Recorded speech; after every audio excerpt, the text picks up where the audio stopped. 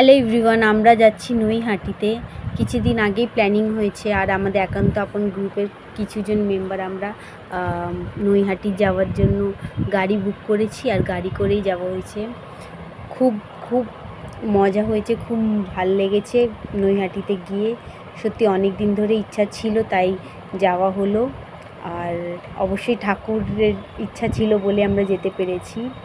আর আমরা যখন বেরিয়েছি খুব সকালেই বেরিয়েছি, 8টার সময়। তখন খুব রোদ ছিল আর আমরা বুঝতে পারিনি যে আজকে এত পরিমাণ বৃষ্টি হবে। সকালে যখন বেরিয়েছি তখন খুব ভালোই রোদ ছিল, আর গাড়িতে ওঠার পর থেকে দেখছি খুব বৃষ্টি হয়েছে। আর ওখানে এত সুন্দর অপূর্ব দৃশ্যগুলো দেখে খুব খুব ভালো লেগেছে। আপনারা ভিডিওতে দেখতেই পাচ্ছেন যে কী সুন্দর লাগছে ওখানে পরিবেশ। আর বৃষ্টি হওয়ার পরে আরও যেন খুব সুন্দর ফুটে উঠেছে।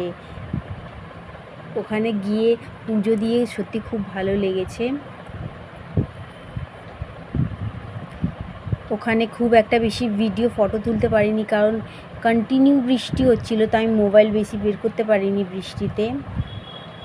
ওখানে যখন গাড়ি থেকে নেমেছি তারপর থেকেই, মানে যখন থেকে গাড়িতে উঠেছি তখন থেকেই বৃষ্টি হচ্ছিল, আর গাড়ি থেকে নামার পরেও কন্টিনিউ বৃষ্টি হচ্ছিল।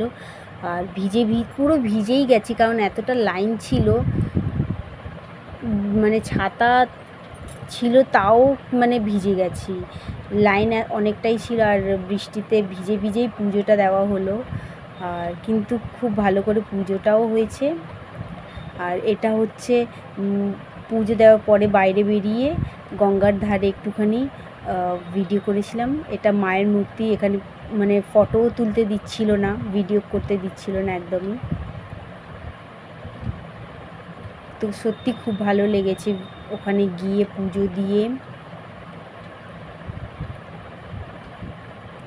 যাদেরও ইচ্ছা নৈহাটিতে যাওয়ার অবশ্যই যাবেন আর পুজো দিয়ে আসবেন, সত্যি খুব ভালো লাগে। আমাদের তো ওখানে গিয়ে খুব ভালো লেগেছে, অবশ্যই আপনাদেরও ভালো লাগবে। এটা আর একটা মন্দির। এই মন্দিরটা মানে নৈহাটি মন্দির থেকে বেশ 5 মিনিট দূরত্বে আছে। এখানেও গেছিলাম।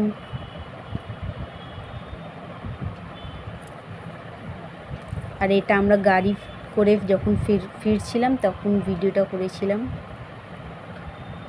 সত্যি খুব ভালো লেগেছে গিয়ে।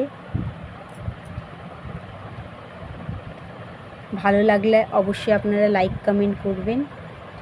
টাটা।